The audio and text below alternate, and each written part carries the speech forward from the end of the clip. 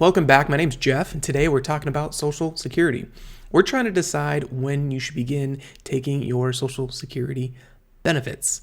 In my opinion, this is a fun one to talk about because most people, when I bring up this topic, they have pretty strong feelings one way or another when it comes to when you should begin taking your Social Security benefits here. I feel like Social Security just in general is just a kind of a controversial topic in today's world. It's all this talk about the program running out of money.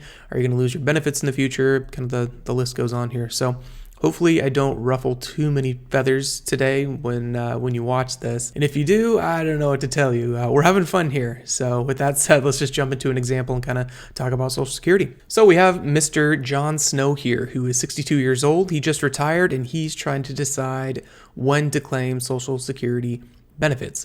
Should he claim at 62, which is the earliest that he can claim? Should he claim at 70, which is the latest date? Or maybe somewhere in between 62 and 70. Well, let's just look to see what the numbers say. Well, first, right now, John can claim benefits right now at age 62. If he does that, he's going to get $22,000 a year in benefits. You can see that in the dark blue bar in the annual retirement benefits chart on the left-hand side. On the right-hand side, under total cumulative benefits, you'll see the dark blue bar showing the estimated total amount of Social Security benefits he would claim if he lives until age 90. Once again, assuming he begins claiming at 62. So 28 years of benefits if he claims at age 62 and lives all the way until age 90. That light blue bar, that shows what happens if he collects at his full retirement age, FRA, or in this case, that's his age 67.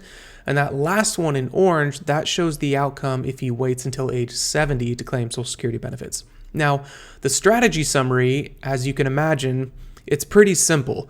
Assuming John does live until age 90, it kind of makes sense for him to wait until age 70 to claim benefits. There's basically like a break-even point between collecting benefits at age 62 versus age 70. And as the strategy summary, kind of towards the bottom there, that it says that happens to be at about age 80. So at age 80, it would have made sense to wait until age 70 to collect benefits. Now you ask yourself, is it literally as easy as that? Is it really just as easy as, oh, I think I'm going to live a long time, a long life, 90 years old in John Snow's case here. Therefore, I'll wait till age 70 to kind of collect benefits. Well, from a number standpoint, yes, it sometimes is that simple from a pure number standpoint. But like most things in personal finance, there's a little bit of nuance. There's some gray area that kind of needs to be discussed and kind of talked about. So to illustrate, let's look at John's year-by-year cash flow, assuming he takes Social Security at age 62 and lives all the way till age 90. So that orange line that runs across each bar at the top, that's John's budget year by year. That's how much he needs to live a comfortable lifestyle in retirement. And each bar on the bar chart, that represents a full year. Now, John here, he needs to fill up each bar or each bucket up to that orange line with some sort of income or investable assets that he potentially has from his portfolio. In John's case, the Social Security that he has, that helps fill up a portion of each bucket each year, as you can see by the dark blue portion of the graph. The remaining amount, that's needed for his budget, or basically the money he needs to survive every year. That amount, it gets filled up by withdrawals from his investments, which is shown in the yellow and orange that you see there. The orange amount, that's the amount from his RMDs, which are technically still his investments. Now, John here, he's looking good. 82% of the time, based on the Monte Carlo, his plan is successful based on all of his retirement expenses and all the other inputs that we have inside the plan. Now, if we go back to Social Security, the advantage of taking Social Security at age 62 has to do with the reliance on your investments. In John's case, because he claims Social Security at age 62, he doesn't have to withdraw as much out of his investment accounts for his expenses, at least on the front end of the plan. If John were to wait and collect at age 70 to get his Social Security benefits, that would certainly change things. So with that said, let's take a look at how things change when claiming benefits at age 70. So we've got the same setup, except the big difference, Social Security doesn't start until age 70. Now, as you can imagine, this is a better outcome for the simulation, the Monte Carlo, overall, because John receives more money from Social Security, because we're assuming he lives all the way until age 90. The Monte Carlo moves from an 82% success rate to 92% success rate, which makes sense. Plainly put, we're getting more money out of Social Security, therefore the probability of success increases. The big drawback, though, of waiting to claim until age 70, once again, your reliance on outside investments. By delaying Social Security and assuming John sticks to the same budget, which is kind of a pretty big assumption in my opinion, John's now responsible for completely filling up 8 years of expenses using his own 401k, his IRA, or his brokerage account, basically his investments, or basically the first 8 buckets or 8 years of his financial plan as shown by the first 8 yellow bars kind of on the chart. The flip side, of course, is that he gets a bigger Social Security benefit on the back end starting at age 70 in the year 2032. This gives any relief to investable assets you have kind of on the back end after the first 8 years because of the fact that your Social Security benefit, it fills up way more of your budget starting at age 70. So you ask yourself, which is better? Well, if you plan to live a long life, claiming at age 70 is definitely the way to go. You do have to live off your investments, assuming you're comfortable with that. And that's a big assumption. A lot of people just aren't comfortable doing that. If you want to claim early or somewhere in between, there's nothing wrong with that. You don't have to rely on your investments as much. Plus, a non-financial consideration, you've been paying into Social Security your whole life.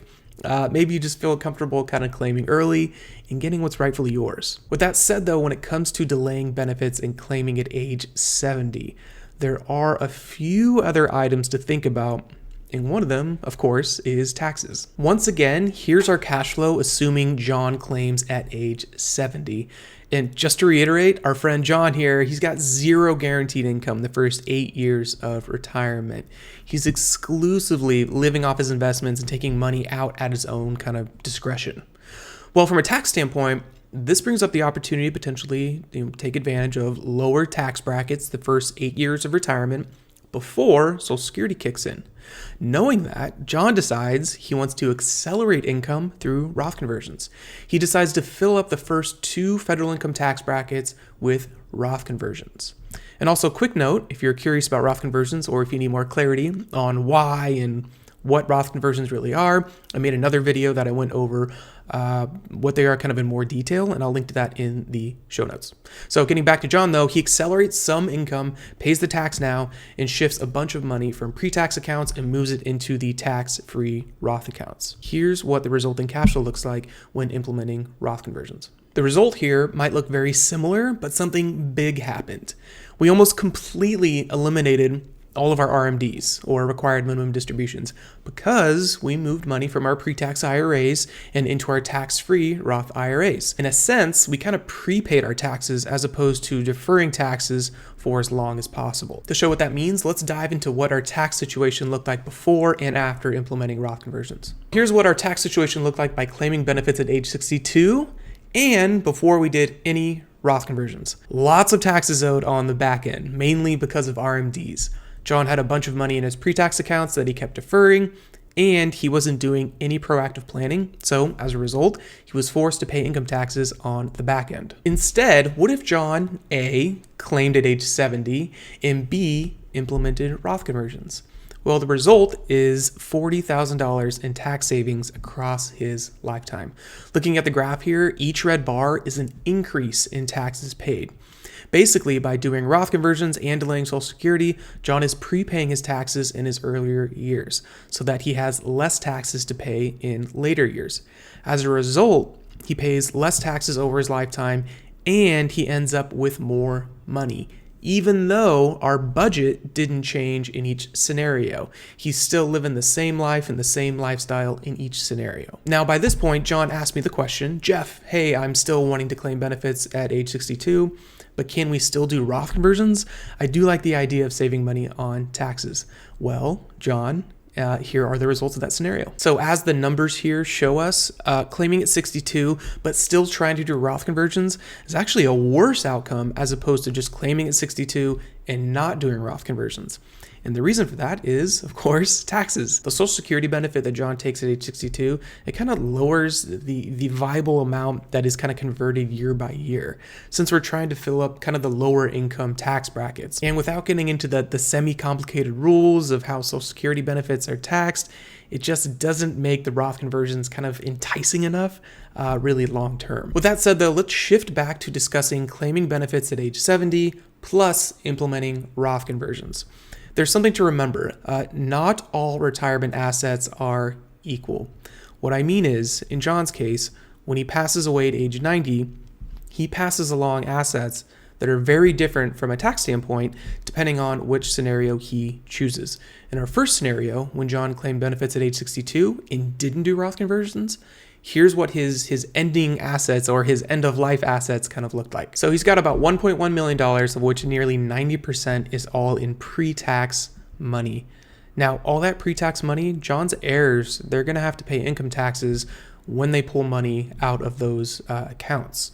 If John had money in a Roth IRA, that tax burden would be much less on his heirs, as no taxes are owed on inherited Roth IRAs. With that said, let's look at how things kind of shake out for John and his assets when he dies, when he claims Social Security benefits at age 70 and implements Roth conversions. By claiming at 70 and doing Roth conversions, John got all of his retirement money and basically all of his investable assets into Roth IRAs. Not only will he pass on more money to his heirs, $1.2 million in this case, he's going to pass on 100% tax-free money to his heirs. So in a sense, and I can't stress this enough, by prepaying taxes, John not only saved himself a lot of money in taxes, but he also saved money for his heirs, since they no longer have to worry about taxes when pulling money out of their inherited accounts. I'm sure John's going to get a lot of extra love at his funeral for planning ahead for himself and for his heirs. And I'm sure John's heirs would also love if John even knew about Roth conversions. Well, the good news is that John found out about Roth conversions by watching this video right here. Check it out, and I'll see you there. Hey, thanks everybody for watching. Feel free to like, comment, and subscribe. If you're interested in learning more about what I do as a wealth advisor, feel free to schedule in a complimentary consultation by clicking on the link in the show notes. Thanks, and I'll see you there.